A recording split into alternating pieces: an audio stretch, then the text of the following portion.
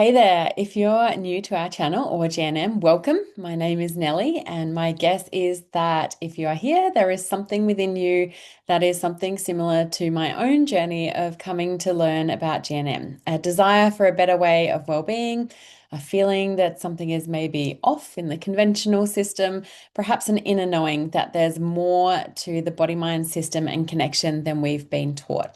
Whichever it is, this video has been created with the intention of giving you a tasty crumb, a golden thread that inspires you to dig much deeper into GNM GHK and everything you think you know about disease, health, and our biology.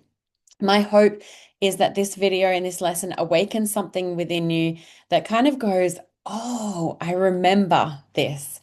So, welcome to this new 101 lesson, an introduction to GNM GHK and the five biological laws as discovered and documented by Dr. Ryke Geerd Hamer.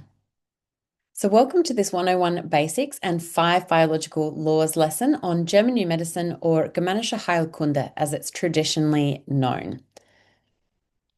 Please note a quick disclaimer here that this information is shared for education and interest purposes only. The information shared in this video is not intended to be taken as medical advice or a replacement for your general practitioner. Please engage in this video with due discernment, as with all information pertaining to your health and well-being.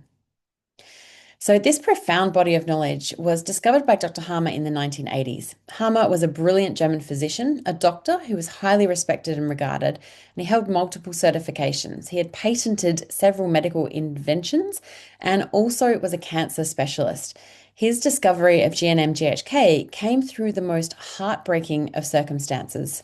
So, in 1978, Dr. Hamer's son Dirk was accidentally shot while sleeping on a boat in Italy. For 4 months, Dr. Hamer stayed by his son's side as Dirk fought for his life.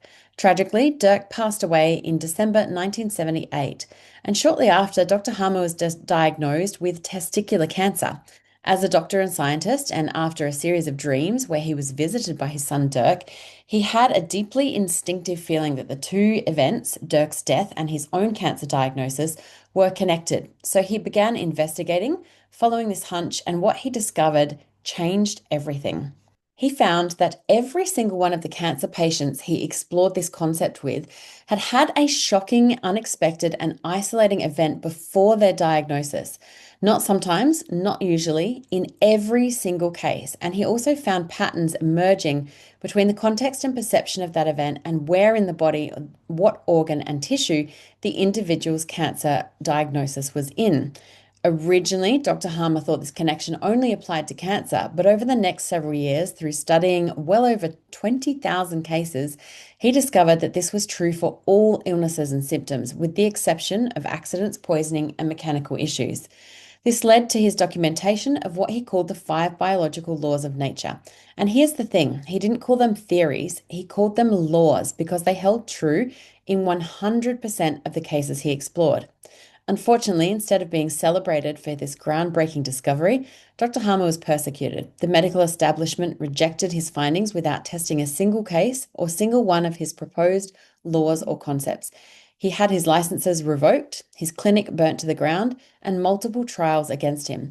But the truth has a way of shining through and coming to the surface no matter what, and that's why we're here today. So let's have a walk through these laws, starting with the first biological law, the iron rule of cancer. Here, Dr. Hamer discovered that every biological program begins with a DHS, a Dirk-Hamer syndrome, named after his son Dirk. A DHS is the lightning bolt moment, the event or experience that catches us completely off guard. It's a shock, a trauma, something we weren't prepared for.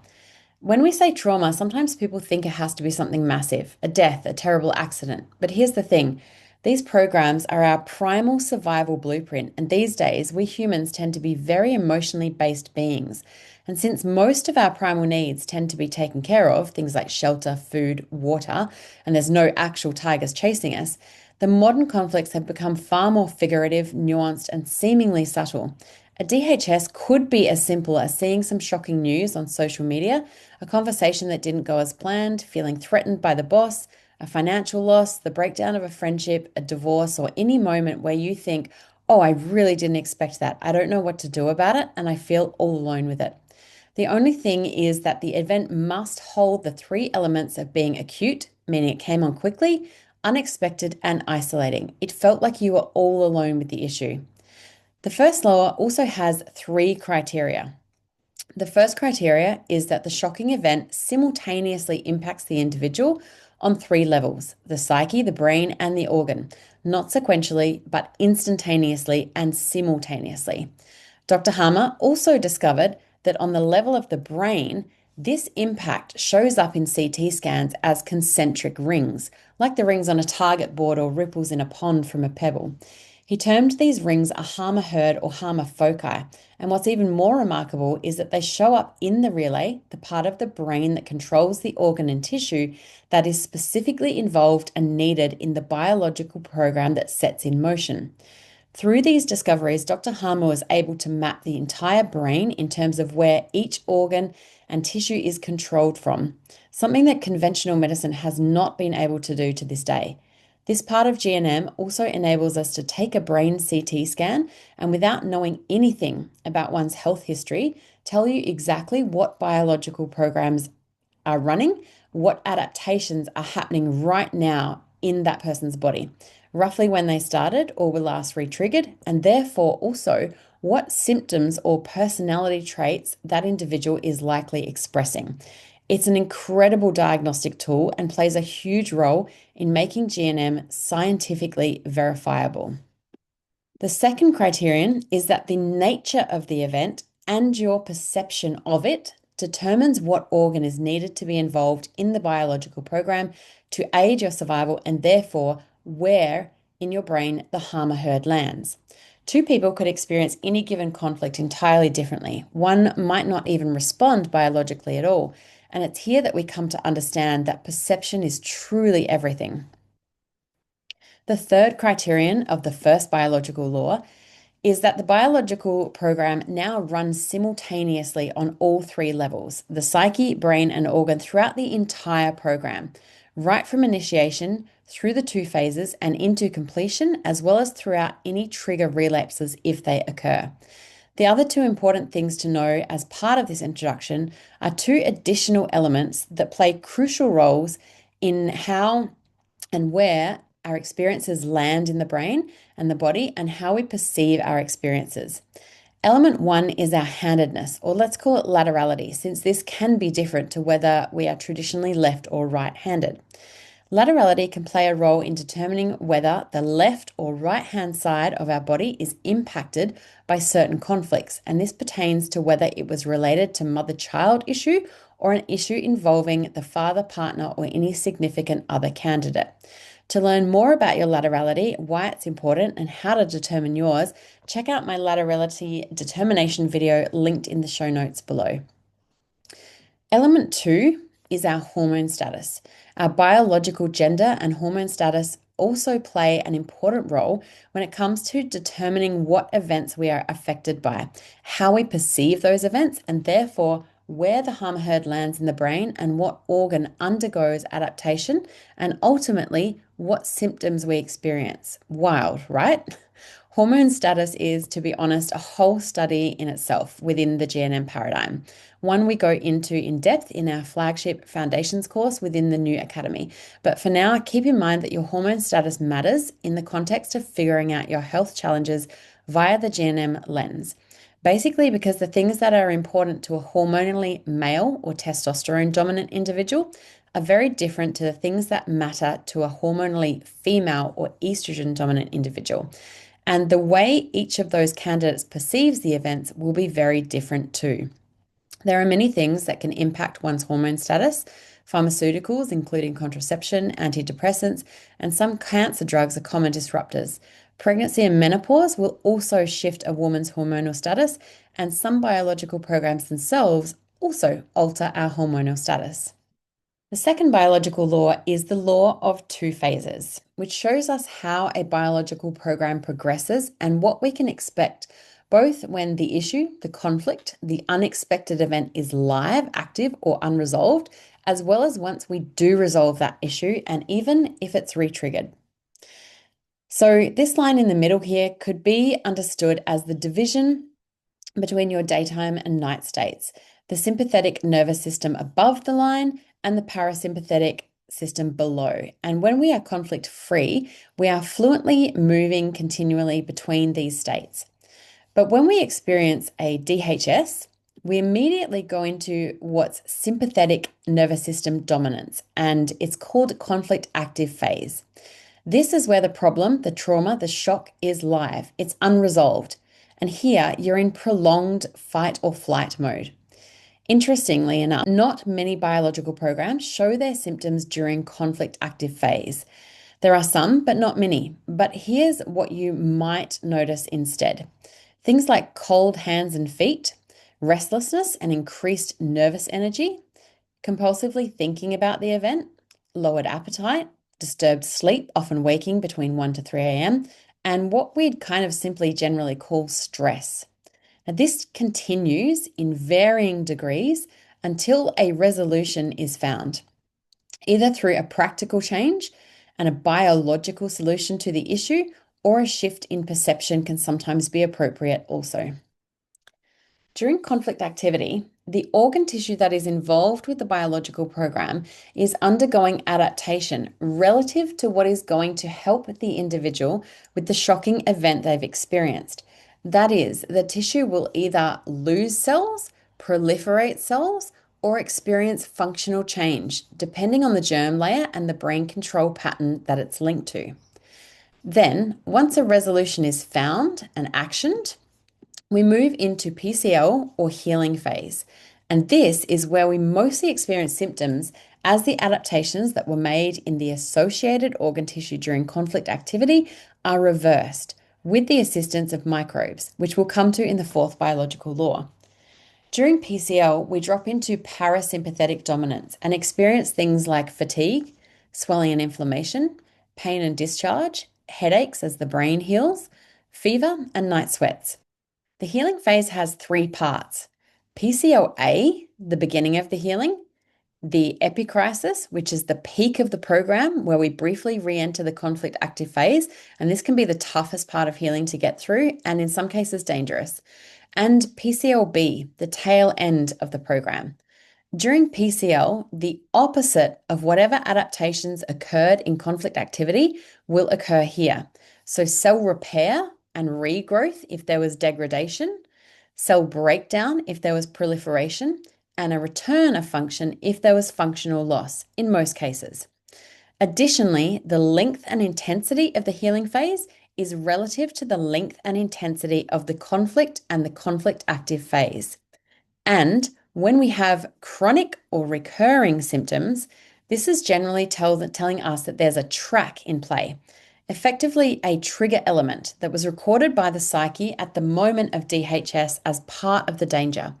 Now, when we come across this track, anything like a food, smell, season, or any other associated element, we can keep looping through those 2 phases.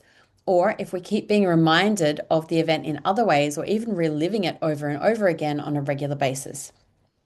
An example might be a conflict with a boss or something at school. When we are around them during the day, we are conflict active, and then at home during the evening or on the weekends and holidays, we enter PCL and experience symptoms. In the next 3 laws, we're going to group them together for this particular video since they are all to do with embryological patterns and in the name of keeping this lesson short and digestible. So the third biological law shows us that organ tissues from the same embryological germ layers follow distinct patterns during the conflict active and PCL phases based on their biological development, function, and purpose. In the womb, we were all formed from 4 germ layers, and each of these tissue types responds to specific themes. So the endoderm, which is the innermost and first formed layer, responds to primal survival needs, things like breathing, eating, and procreation. These are predominantly known as morsel conflicts, something we either couldn't get and take in, something we couldn't digest and assimilate, or something we couldn't get rid of.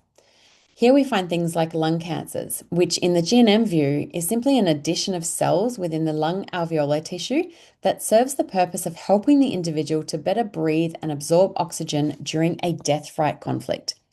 Many digestive issues are related to indigestible morsel conflicts affecting the small or large intestines, which is also endoderm tissue. Here, the addition of cells serves to better digest or absorb the morsel. The old mesoderm organ tissues are predominantly about protection, and hence these organs respond to conflicts of feeling attacked, dirtied, or soiled. An example of this germ layer would be the corium skin, which again undergoes cellular proliferation during conflict activity in order to thicken and therefore better protect you against further attack. In conventional medicine, this might be diagnosed as a melanoma, or in healing phase, it can be experienced as various rashes with the involvement of pus as microbes break down those additional protective cells that are no longer required. The new mesoderm tissue, these organs all relate to our ability and capability, and hence they respond to what we call self-devaluation conflicts. These are things like I'm not strong enough, fast enough, good enough, or smart enough. It's all of the enoughs. This germ layer responds just like our muscular system does during a gym workout. We go to the gym because we want to be better. It implies we're not good enough as we are, right? During conflict activity, the tissue that is considered not good enough is degraded at a micro level, just like during a workout when we intentionally damage tissue and put it under stress. And why do we do that? We do it because we know that in recovery, or relative to this biological program, PCL, the tissue will be repaired to be even better, stronger, more capable than before. In the context of a biological program, this is in order to ensure we are more capable to deal with the conflict if it ever happens again. Then the ectoderm. This is our outermost layer and the last to form. This germ layer and associated organs are all about social, emotional, communication conflicts, especially to do with separation and territorial issues. The epidermis of the skin, which is our biggest sensory and communication organ, can be found here, and it is activated by conflicts of separation, either missing or not wanting to touch the touch and contact of someone or something. The patterning here is that the skin cells degrade during conflict activity, which serves the purpose of reducing sensitivity, meaning that the missed or unwanted touch is less felt and less noticed. So here we have the fourth biological law, the ontogenetic system of microbes. And this is all about microbes and the job roles they have within our internal ecosystem and biological programs. This can be a really challenging part of GNM to come to terms with as it disputes germ and contagion theory. And what Dr. Hamer discovered is that microbes don't cause disease and illness. Rather, they are workers that assist with specific duties within our biological programs. Much like firefighters at fires, they are at the site of the issue with a job to do, not because they caused the issue. Correlation does not equal causation, which is the assumption that conventional medicine has made within the current microbial model. Each embryological layer involves specific microbes which are dormant during conflict activity and populating to the degree of the conflict load, which is the time and intensity of the conflict. And then they assist during PCL with the reversal of adaptations that were made during conflict activity, either restoring and repairing cells or breaking down and degrading cells that are no longer needed. Fun fact, and a rabbit hole you're welcome to go down if you dare, is that viruses have never actually satisfied Koch postulates, which is science's own methodology and criteria for proving the existence of a microbe and its causal relationship to disease. Then the fifth biological law. And if there is such a thing, it's my personal favorite. We call it the quintessence. This is where we deeply come to understand that every so-called disease is in fact a meaningful, purposeful, and intelligent biological program of nature designed to assist the individual in surviving and making it through the events that catch us off guard. Again, in the fifth biological law, there is distinct patterning through the germ layers as to when, why, and how this purpose is recognized. In biological programs associated with the endoderm, the old mesoderm, and the ectoderm germ layers, The purpose can be found with the intelligent adaptations that occur during the conflict active phase. While with new mesoderm tissue, the biological purpose is found at the end once PCL completes. The quintessence even applies, as does all of GNM, to the full spectrum of behavioral and mental health challenges, which we call constellations. So everything from depression, OCD, memory loss, Tourette's, clairvoyance, ADD and ADHD, autism, eating disorders, basically you name it, it can be explained and understood via the GNM lens and view on the impact of events on the body-mind system. There are many nuances, some exceptions, and a depth of information that needs way more time than just this short 101 lesson. But one of the main and most profound differences between GNM and conventional medicine, and even most holistic modalities and bodies of work, is found here in the quintessence and in understanding that our symptoms are not random. They're not mistakes. They're not our body attacking itself or letting us down. They are part of intelligent adaptations that are designed to help us through our perceived challenges. And Dr. Hamer did also say that we have to resolve our conflicts twice, first in real times and then spiritually. There is huge opportunity for personal growth and evolution in understanding our symptoms in this way.